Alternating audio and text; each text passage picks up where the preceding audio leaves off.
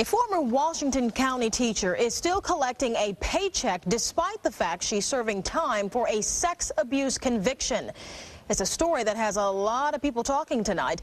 Fox News reporter Renee Dials joining us live now from the newsroom with that story. Renee?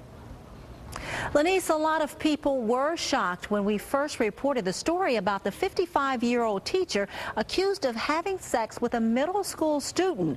Well, many were shocked again to learn that teacher is still on the payroll.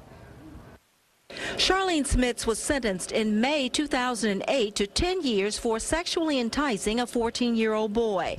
Since then, she has been serving time in a correctional facility in Florida. She's also been getting regular paychecks from the school system. It's a bad situation. Washington County Public Relations Officer Max Stewart says the state's tenure law protects Smith's salary even though she's no longer in the classroom.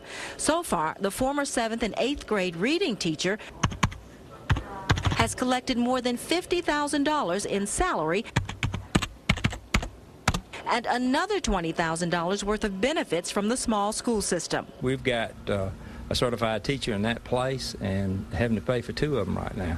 And as you know, with proration, we're hundreds of thousands of dollars down, so this is really hurting the Washington County school system.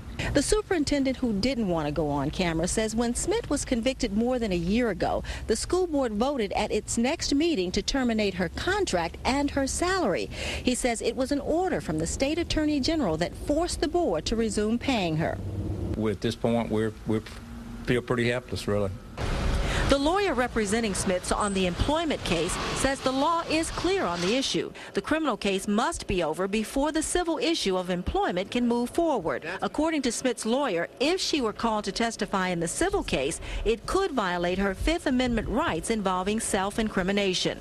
While school officials say they're helpless, some taxpayers are outraged. If you working, you know, that's fine, but the state's having to take care of her now in 2 ways. I think she should be, if she's sitting in jail anyway, I don't think she should get any money for it.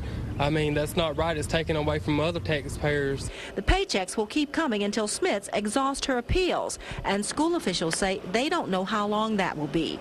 In Washington County, I'm Renee Dials, Fox 10 News. Fox 10 News talked with Donald Briskman, the attorney representing Smits on the criminal charges. Briskman says appeals are pending before the 11th Circuit Court of Appeals in Alabama. And if Schwartz loses at that level, Briskman says she could still appeal to the U.S. Supreme Court. Lenise?